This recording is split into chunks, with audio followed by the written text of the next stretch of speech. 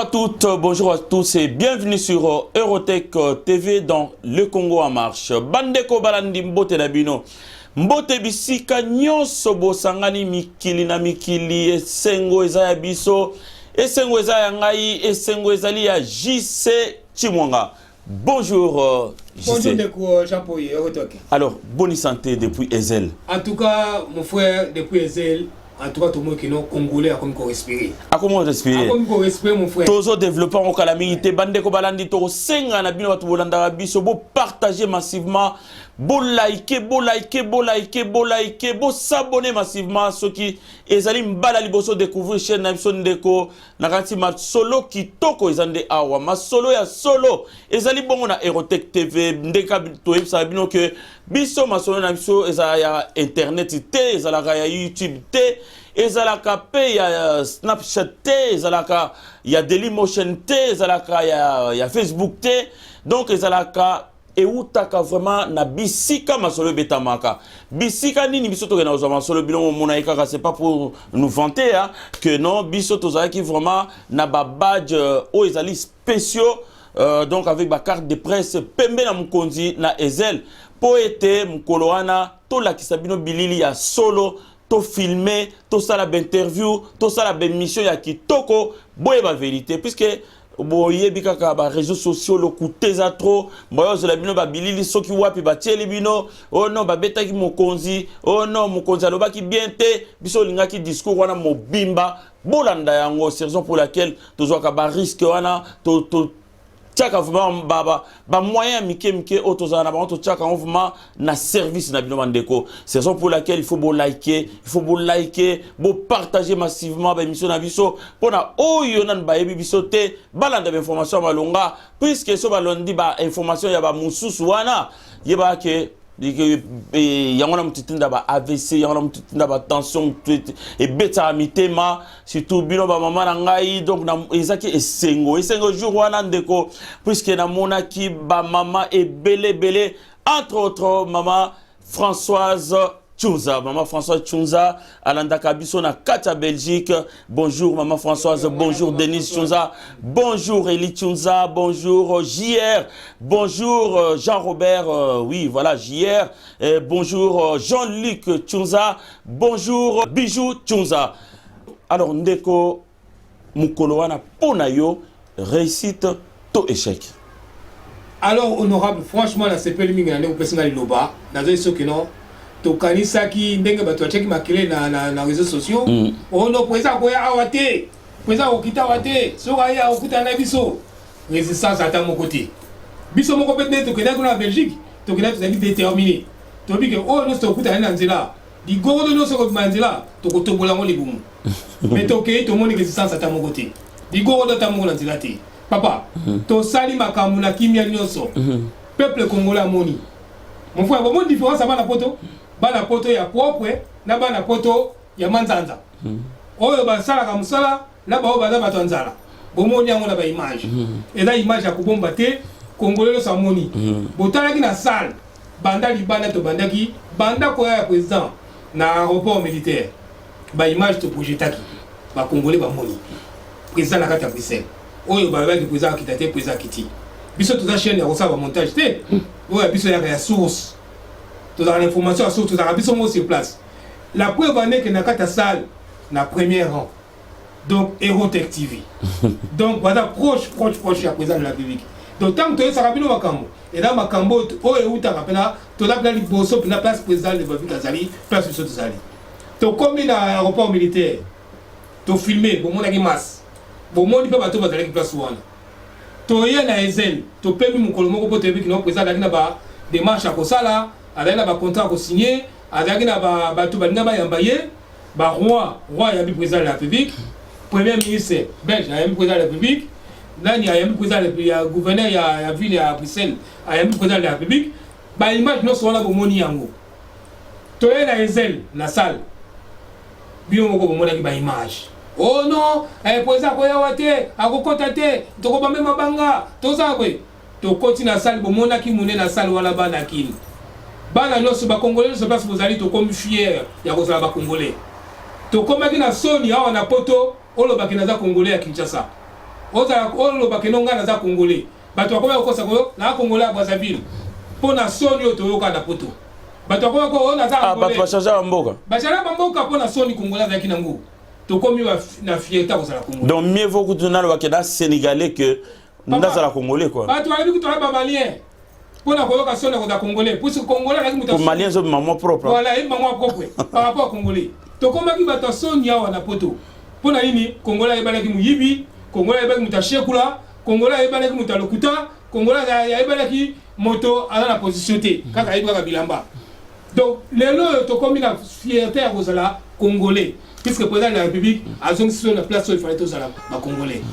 bilongo monique non muto ba cholaki muto ba yinaki muto ba fingaki kaka mboko yinaki yewana kaka mboko efingaki yewana bangwana bakimi na simanaye po ke baluka basolola sinaye fierté congolais biso moto komo tamba to ko ba congolais bamboka nyoso e komi ko ba ah ba congolais vraiment c'est ça vraiment oh ba peuple la solo puisque congolais a boyi a rejeté ba nani demande ya occidentaux occidentaux ya ko imposer biso muto ya bango to boyi yango to poni o ya biso et puis aye à s'affirmer na kati ya Ezel a passer discours sans kotanga papier a passer discours ba poigno so to mec no to ko so na président to poser ba question président on dit à kota ki na muto na biso nyonso to mec to kotuna ye ne ya ngwana président baki donc il y avait même plus lieu à poser ma question quoi papa to ko poser question ni pour président makamunyo tout banyangala kato ba veka okitala Bruxelles te o nyonso ta compte président banyangala kata wana président bo banyangala kata banyangala kata wala ba ko président ko yate président okitate to ko bambe mamaki to banyangala kata na babungi yo mona iba mote to moni mo wabi yo to za ko na kata sana tala ka ko président ni wana kata sana o ebinga na osepela en tout cas excusez-moi na remercier ser na biso moko Lombongo Lombongo ayebakise momoko boye la robe de gloire on comprend abinini yambala oyo nalati elamba ya Kembo do Congo elati elamba ya Kembo Amata béton donc président Aza président béton merci naba les mamas Fachi ya ndeko na biso Bijou Meta azali partenaire ya Erotech TV yo na maître Enzo merci beaucoup pour la nyonso auto salaki ensemble o monani vraiment que bolingo za ba chaîne o ezali ba chaîne sœur et monani vraiment qu'on est ensemble restons vraiment ensemble vraiment tomatisa oyo programme tozaki nango ya komatisa donc programme ya mboka vision ya mokonza mboka to soutenir yango pona mboka ekende liboso merci maître Enzo merci maman Bijou Meta naba mama nyonso ya les maman Fachi ndeko malobezi pa na bon papa na baselo ko moko boy o ya bato balaka na tembeti lelo na mukola lelo balaka na tembeki no président Fachi aza étiquette président Fachi aza présenté o vérité des yeux boy papa likambo na esili et mon na Belgique non ba discussion stérile ya buzoba o ezanga tina makambo na esili vérité des urnes yango yo bolinga te boboya yango yo vérité des urnes yango bandeko balandi na kansi vérité des urnes ezaki nde na Ezel vérité des urnes eza na Kinshasa te eza na tribunaux te eza na la ET ezali na CPI te tribunaux des urnes mkwana ezaki na Ezel ezalaki ya koyinda grave donc bandeko mona ki vérité des urnes na kati ya Ezel na kati ya salle papa baloba na français baloba que non et dans kaka zoba nde mutalanda ka zoba mutamaela nda mutamaeli donc sali mbani za batamaela batamaela papa tala kaka batunde bazalaki tala sikoyo bato ba que non banda ko protester tala bango comparer na bato bazali na kata salle alors salle les alaki prévu pour 4000 personnes libanda les doubles na ngozaki libanda papa ba mususu kutu bazongi papa non bazongi ça ba puisque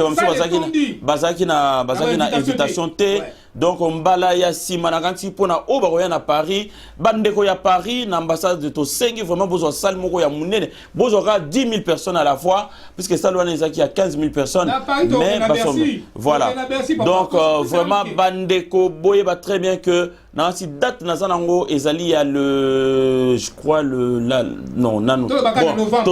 bon nanu to redéfinir date c'était puisque na zana deux dates mais to peut ça vraiment date ya solo so il va définir en haut puisque là on se retrouve na ba ambassade na là bonjour ma Marie bonjour papa Jean donc tozali vraiment de cœur na président de la République oya koyana o isika mais tolingi vraiment akeywana et les gars Belgique bana ya Poto bana ya Kinshasa bana ya Autriche bana ya Hollande bana ya Allemagne bana Luxembourg bana ya Autriche bana ya Angleterre Suisse Danemark bino nyonso oboza zinga Espagne Portugal soki to pesi bino date bandeko bo réservé puisque date boye moi l'avance même quoi na eyinda na kata Paris ba hôtel ezanga ba formule 1 et kanga ba porte bato château rouge bino tout na kata salim kwana donc tant aux date ndeko to diffuser yango et puis mukonzi arozala awa dans très peu de temps tous ala na pour on CPL ça est tout ça là mieux que na Ezel na Bruxelles ndeko malobeze pas non papa donc ba image ya ngolo kufunda voye bana poto ba mona naki bana poto badana bana poto ba responsable o ba salaka o bana ba famille o bazana mbongo o ba vivre comme il faut ba mona naki mko ana kata Ezel ba o mususu bo comparer kaka ba image bo mona bato anzala bato bazanga misala pona poto aposa musala il faut le baka français il faut za la mutoza na maele il faut da mutoza poser parce que bo mona ki bino ngambo wana mususu bana baza kuna ngambo wana akosa musala wapi alors ko vivre na cop donc et comme cop na ye pour asal alia il faut donc aluka ke ajembe la sima président afinga président pour balia on ne comprend pas mon équipe ona bino mo comparer bana pota solo na bana pota manzanza botala ki ba image bolo bela so ba congolais alors mandeko balandi du format on continuer émission OT sans que na pesa na présenter remerciement na ngai na monsieur l'abbé François voilà voilà il y a François donc afandi na mboka ya Getz na Belgique donc on découvre azali monsieur l'abbé donc bino mombo ebika balabe bafana na bakouvent mais tango ayokika ke Eurotech ezana kata mboko yo singelelaki tozaki très bien logé donc on découvre na ndaku munene donc vraiment azana château alors baki bana ya Eurotech barulala et pas ngai en tout cas monsieur l'abbé merci beaucoup bon yonde au pambola batu bembalo biso to pambolio en tout cas on est ensemble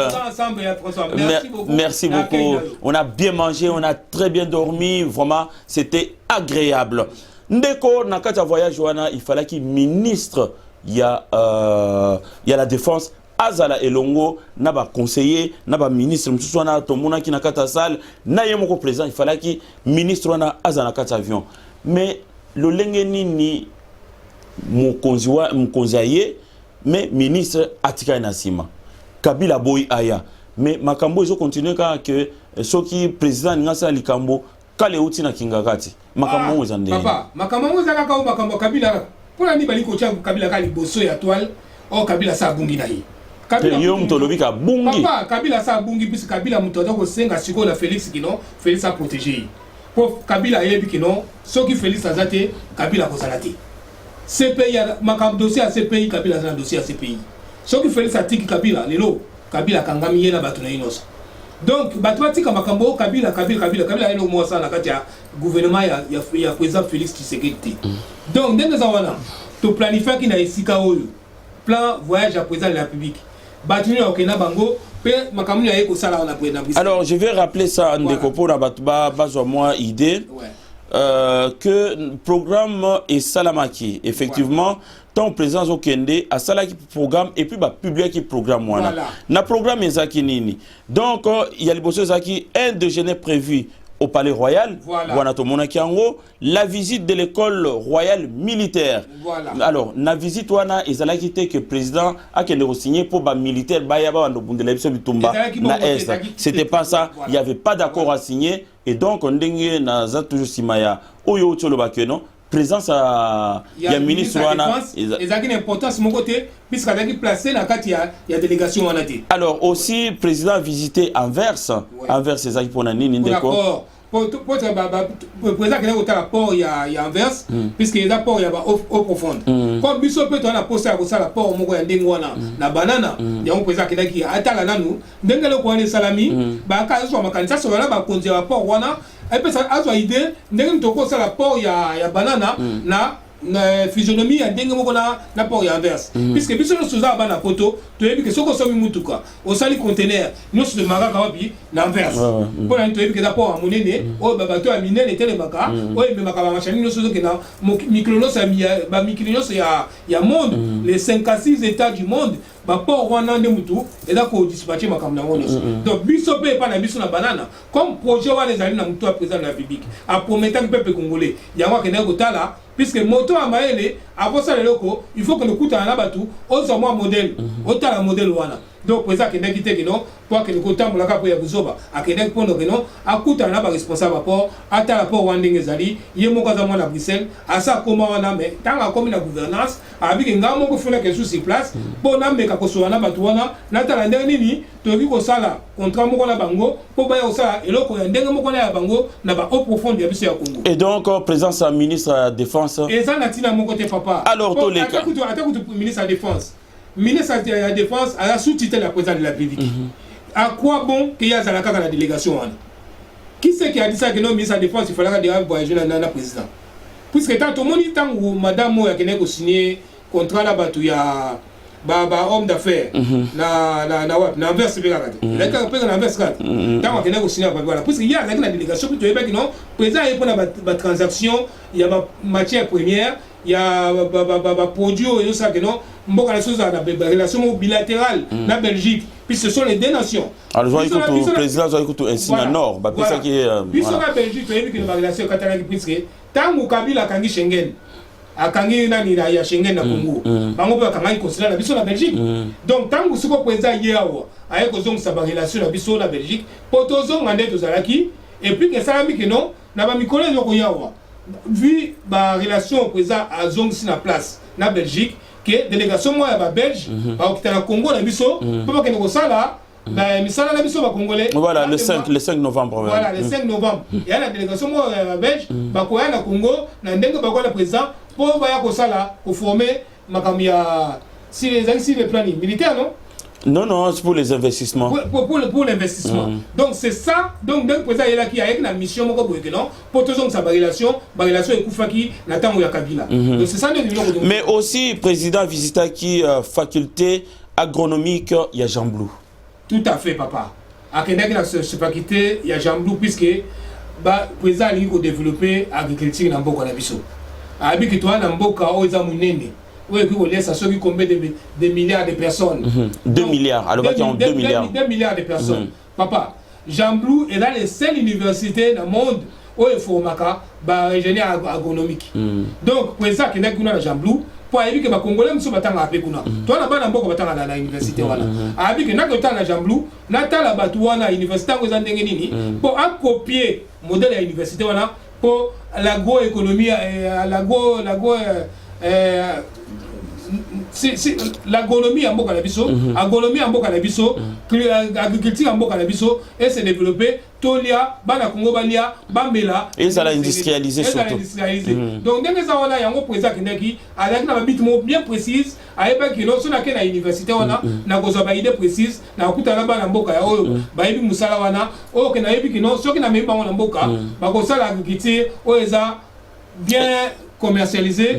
bien bénéfique pour le peuple congolais. Et pour aider le peuple congolais, va se retrouver peut-être qu'à la relation na libanda. Bon, ma belle ambo kanabiso, ato baki mumanguba, mngube kopima. Ma belle ambo kanabiso, au baki lideso, lideso kopima. Pourquoi tu causes à la université ndengolate? Pourquoi tu causes que le copier modèle walate pour te laisser mukili mobimba? Alors, rencontre était prévue aussi avec la diaspora congolaise.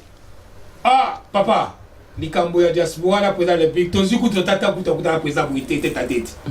puisque tellement que ambiance les kaki tellement que fête ezaki munene président tant kuto comme mon cousin papa to continue na kata salle na tant kuto ko poser ta question la président puis président le beso makambo nyos tout o ezaki na mutu ya peuple congolais président on dit à côté na kata mitu na biso tant kuto esaka bino que no biso eroteki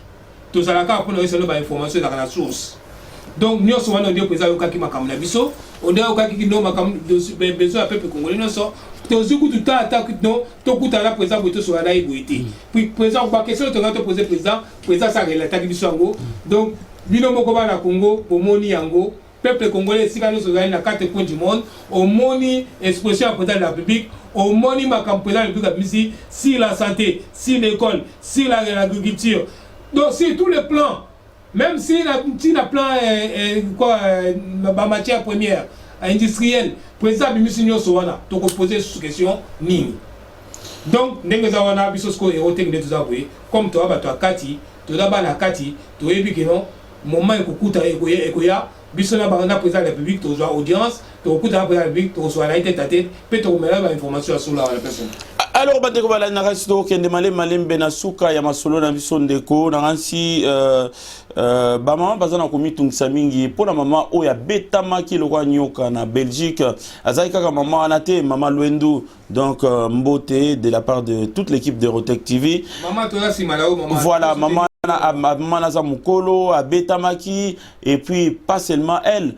aussi il y avait une jeune fille, Otomona Bilil Tambola qui n'a pas internet, Tambola n'a pas téléphone, Tambola qui n'a pas réseaux sociaux, jeune manapé à Betamaki, pour na Tina, il y a Bolingo, il y a Mboka, Tina Bolingo, il y a président nae, Oyo,